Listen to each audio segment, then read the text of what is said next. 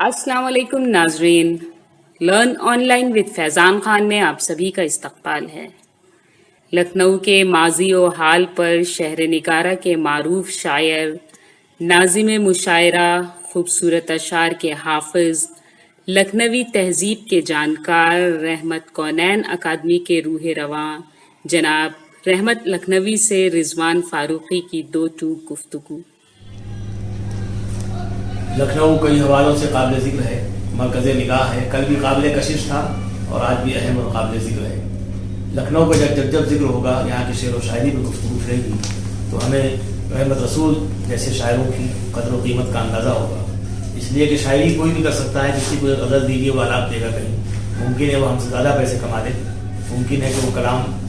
کسی اس شاعر کا ہو جو گھر میں بیٹھا کھکھار رہا ہے، کرا رہا ہے، لیکن جو پڑھتا ہے وہ چھتے اڑا دیتا ہے۔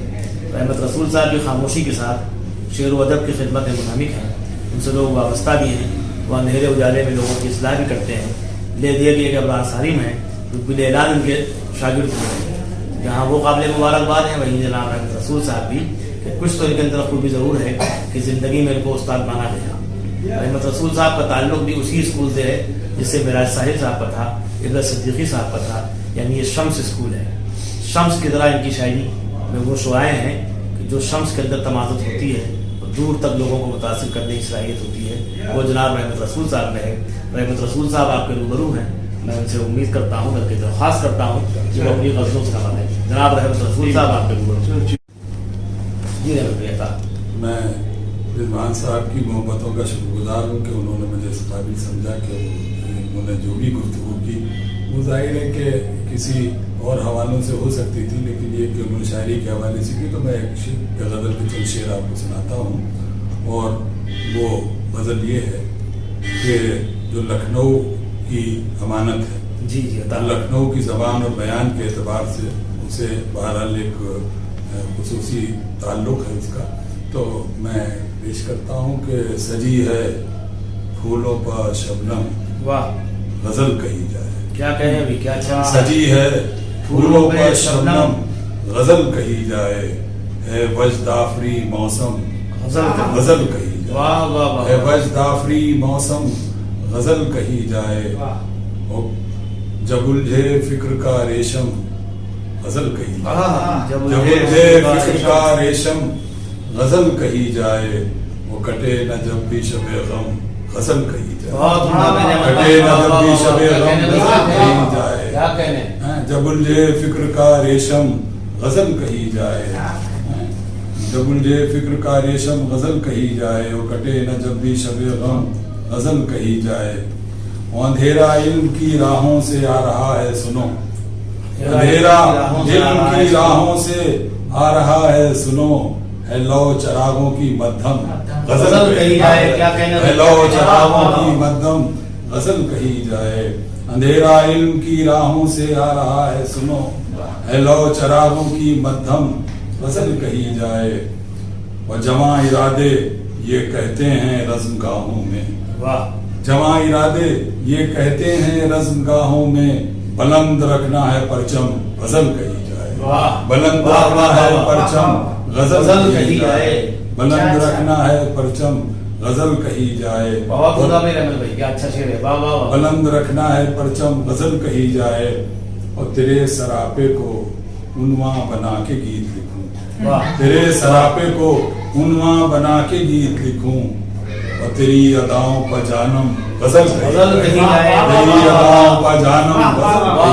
تیرے سراپے کو عنواں بنا کے گیت لکھوں، تیرے سراپے کو عنواں بنا کے گیت لکھوں، اور تیری اداؤں پر جانم، غزل کہی جائے۔ اور ایک چند شعر دوسری غزل کے پیش کر رہا ہوں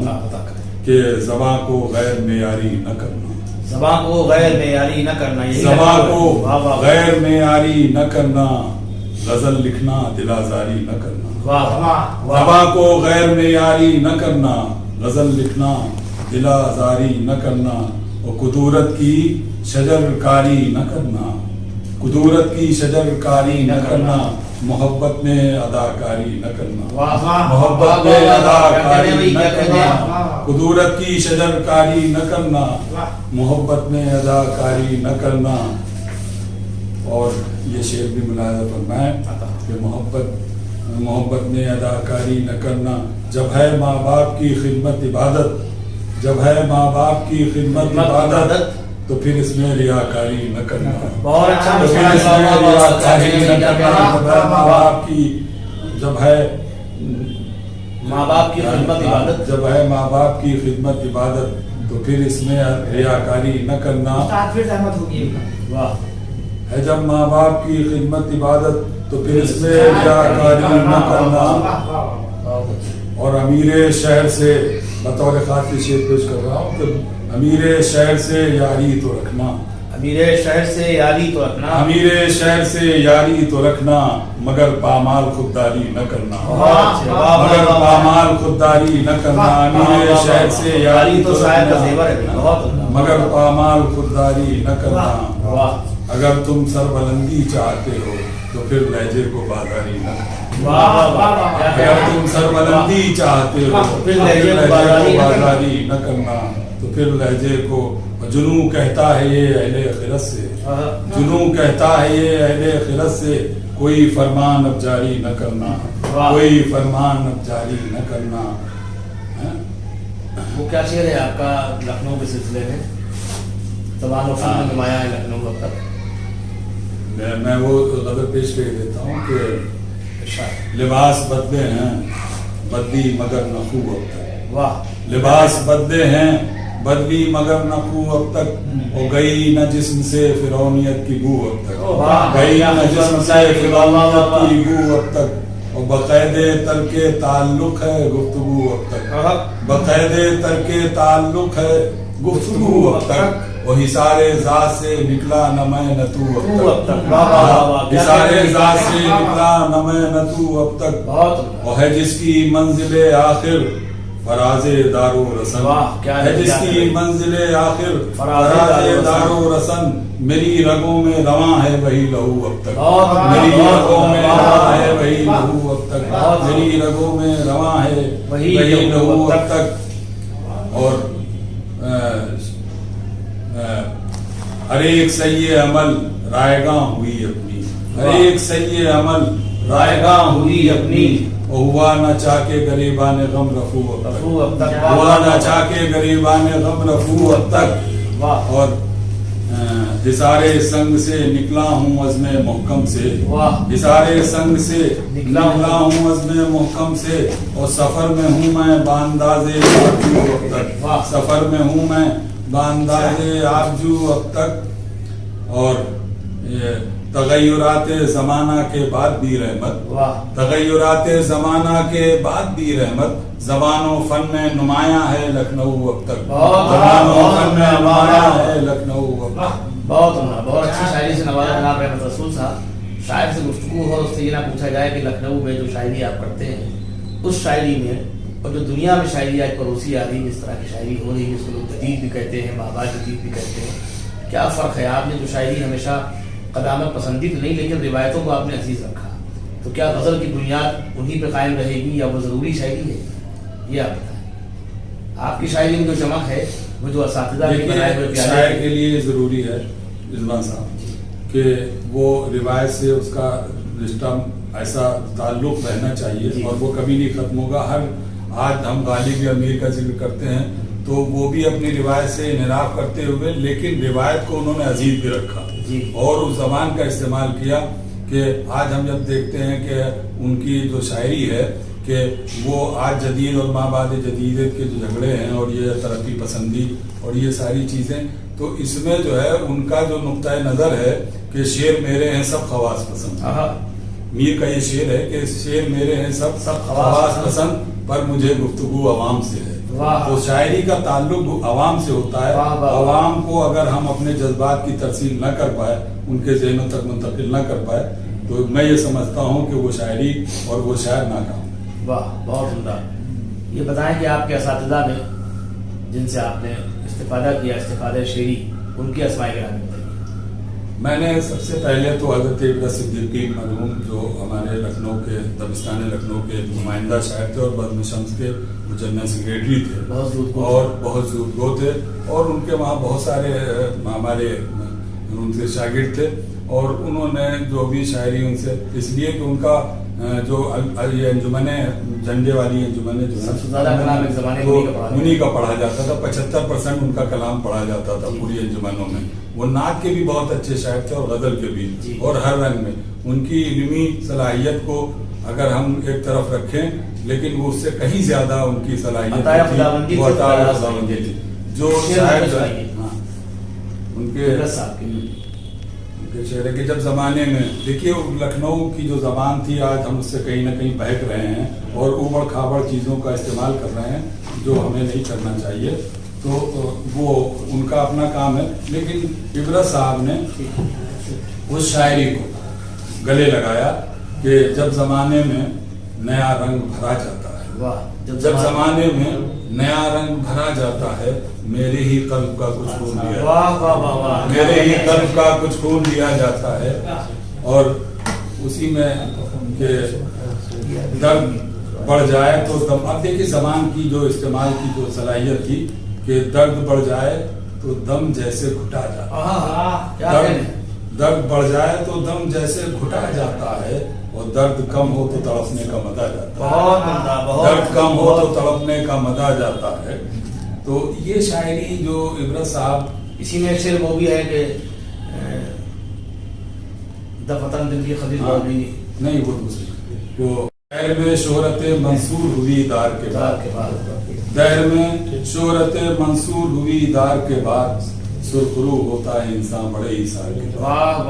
اور اب زمانے میں کچھ ارباب وفا باقی ہیں، اب زمانے میں کچھ ارباب وفا باقی ہیں، ختم ہے رسم وفا بسنی دو چار کے بعد، بہت اس کے بعد آپ کا صرف استادی شراکتی کا سلسلہ غالباً آپ ہمسر قادری صاحب سے متاثر ہوئے۔ ہمسر صاحب کی شاعری وہ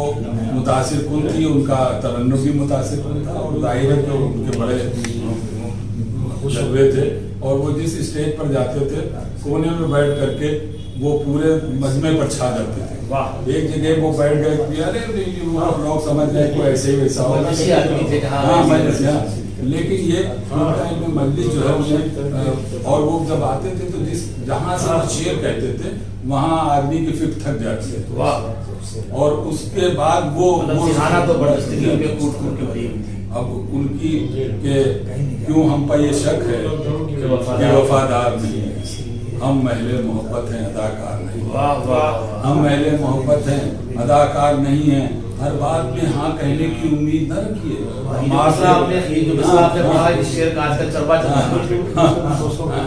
بات میں ہاں کہنے کی امید نہ رکھیے، ہم آپ کے کچھ حاشیہ بردار نہیں۔ ان کا تیور تھا زندگی ان کی ایسی، یہ پوری غزل ان کی زندگی کی عکاس ہے، اور اس کے بعد انہوں نے کہا کہ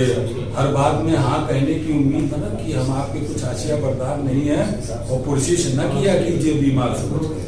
پرشش نہ کیا کیجیے بیمار سمجھ کر، حالات سے مجبور ہے بیمار نہیں ہے۔ یہ شاعری ان کی تھی، اور وہ نعت کے بھی بہت اچھے شاعر تھے اور غزل کے بھی، اور ان کا ایک دیوان ایک مجموعہ ہم نے مرتب کیا، اور وہ جو ہے وہ آج بھی ہے عکس اور خوشبو کے نام سے، اور وہ تعاون سے فخر الدین علی احمد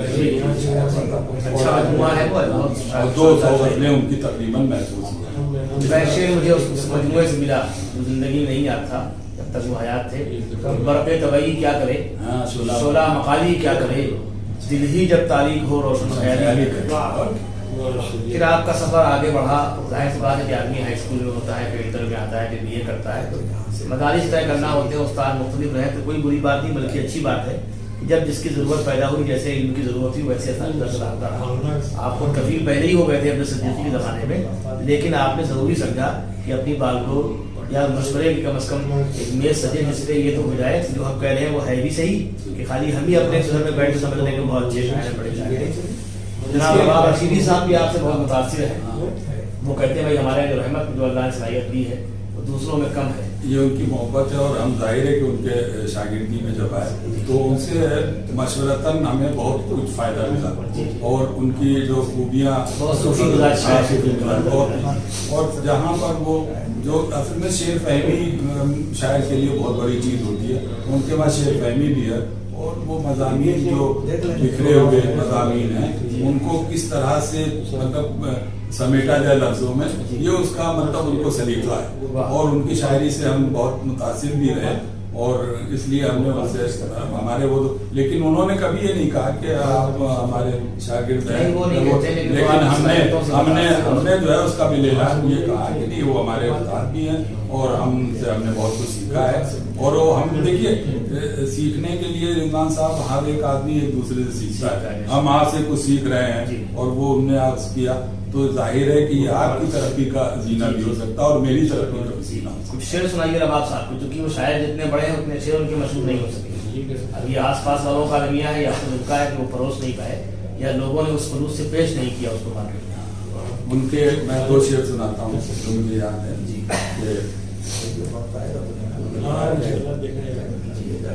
उन्होंने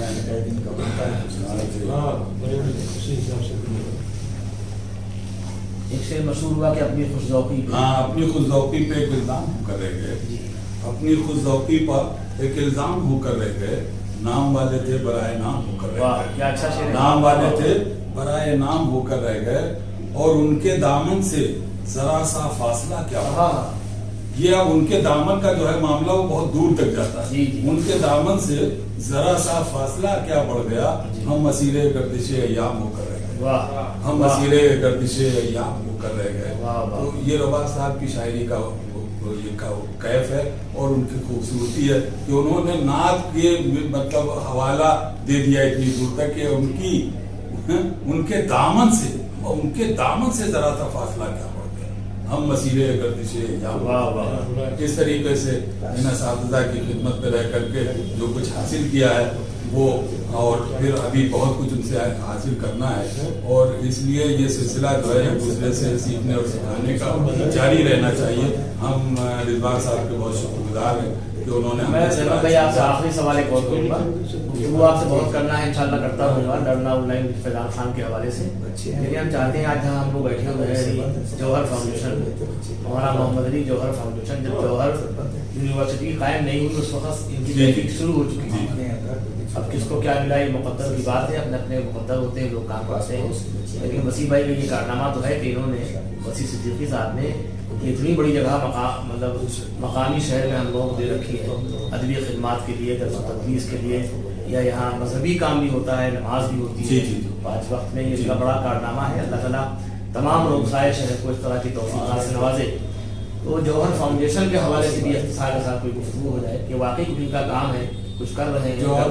जौहर फाउंडेशन के बारे में मुझे ये अर्ज करना है कि जौहर फाउंडेशन जो है वो खुलूस की बुनियाद पर कायम है जिसमें और वो जो है सन 1997 से आज तक कायम है।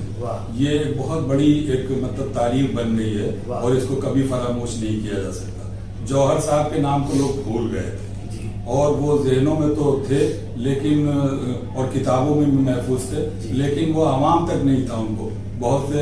उनके नाम को भी नहीं जानते थे। और जौहर साहब क्योंकि हमारे शख्सियत के मालिक थे इसलिए शायर भी थे और वो अखबार के हवाले से आपी भी थे और मुकर्रिर भी थे और ये कि वो जाहिर है कि शायर तो बहुत बेपनाह थे। तो इसलिए